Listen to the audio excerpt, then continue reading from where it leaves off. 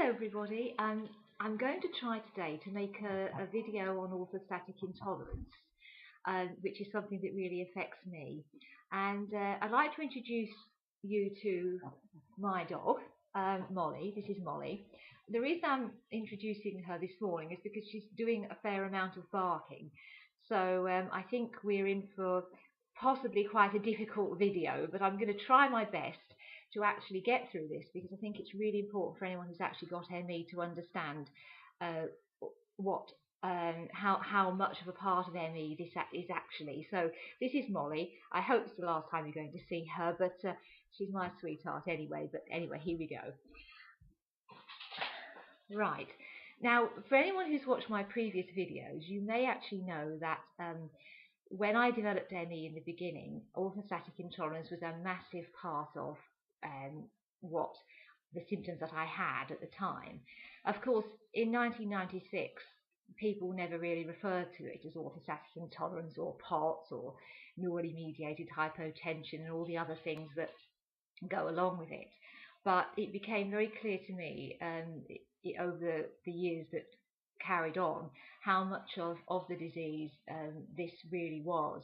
And my feeling is very much that a virus had damaged my autonomic nervous system, possibly by affecting the brain stem. But of course, so much of this is now being researched that, I don't want to sort of concentrate on exactly how this happened, but I'm going to do this video in two parts. The first part is going to be about orthostatic intolerance, basically the symptoms and how it affects me. And the second part, which is really the most important part, I want to talk about the things that I've done that's really helped me, because I have been bedbound with this condition on many, many occasions for months on end. And so I think for anyone who's watching this, I really want to get this out there, because I have had a lot of emails from people who's asked me to talk about this. And in particular, I did have an email yesterday from somebody who is suffering really badly, and so I hope I can actually explain to you exactly how it's affected me in terms of my ME. What I would say is that there is an extremely good book, which is quite old now, but which you can probably get from the library. It's actually this book here. I don't know if you can see it. I'll just try and get it in the camera. It's called Three Villains, and it's actually by a lady called Jill Moss.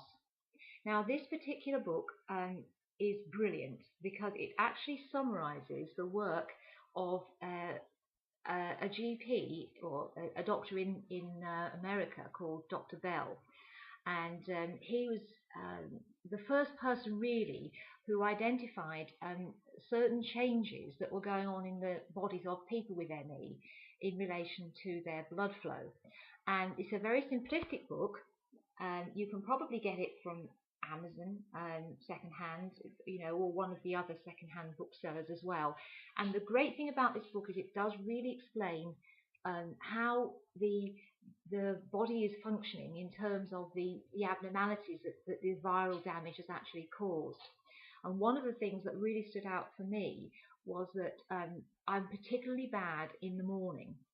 And what tends to happen is that I will really struggle to get out of bed in the morning. And what I actually deduced from this was I bought a blood pressure machine. I took my blood pressure lying down, and I took it standing up after several minutes.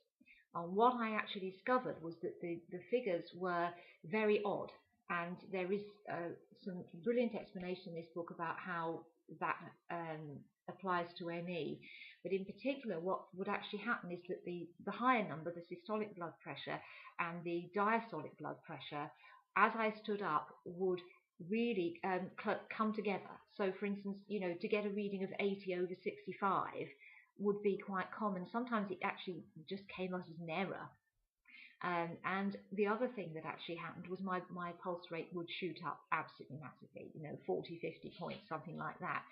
And the theory is that this is representing low blood volume, which now a lot of doctors in the States, particularly Nancy Klimas, talks about how people with ME have low blood volume, and this is particularly why they suffer when they go on long-haul air travel. And so if you think to yourself, if you have got low blood volume, then obviously anything you can do to keep that blood volume up has got to be really, really important. Now, the ME Association, of which I have now become a member, produced a really good leaflet. This is in the UK, a leaflet actually on orthostatic intolerance. And one of the really interesting things about this leaflet is the way that it talks about orthostatic intolerance being something that affects most people with ME to some degree, and many doctors would now regard it as a key diagnostic feature. And it basically mentions the symptoms: feeling dizzy, sweating, being anxious, having headaches, palpitations, sweating, blurred vision, skin pallor, etc.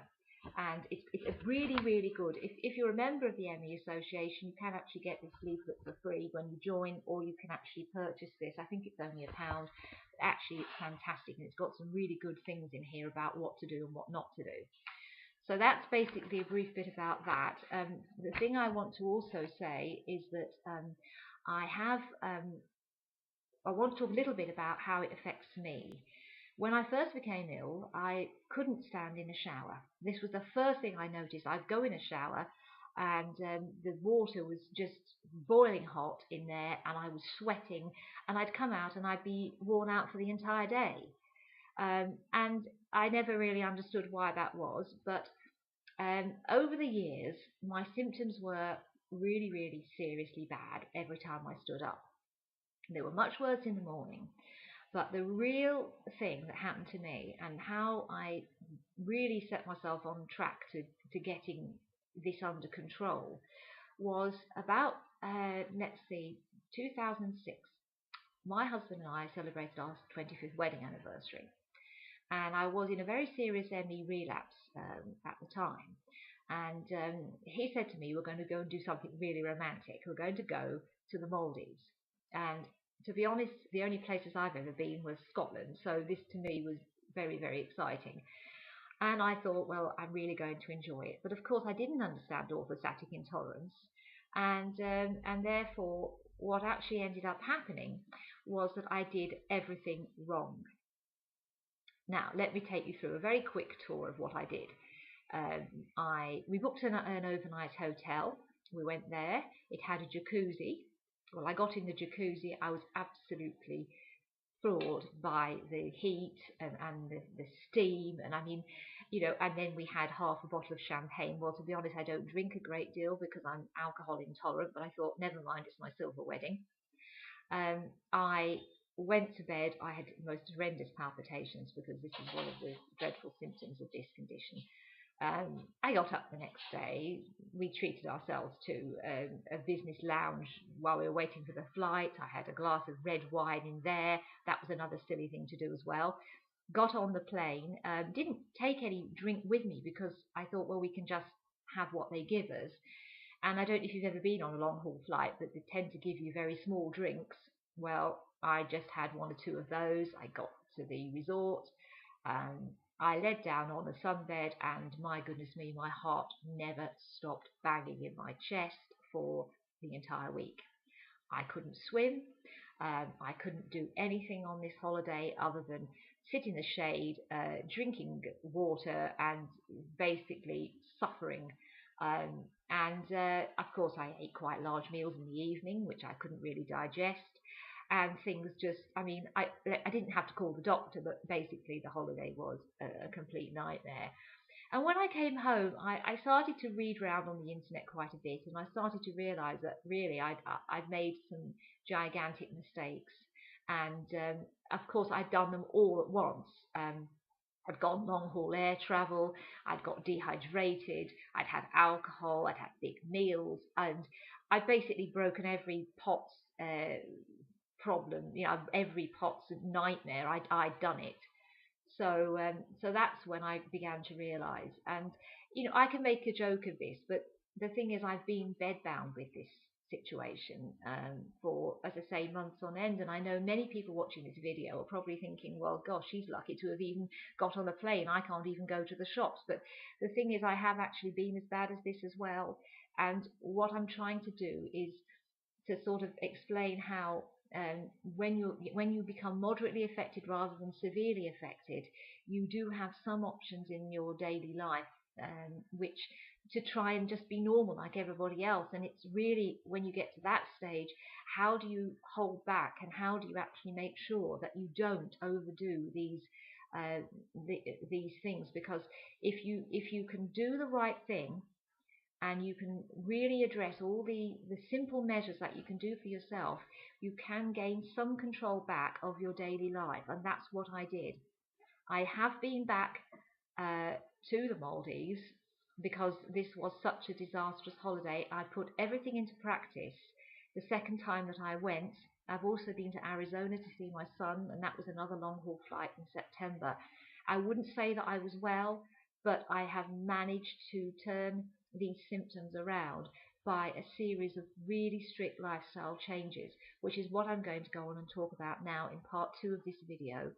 I hope you'll stay with me, because if I can help anybody by this, I really want to, because it is such a massive part of ME, and it's, to me, the autonomic dysfunction aspect of it, obviously is the driving force behind so much disability that comes with it.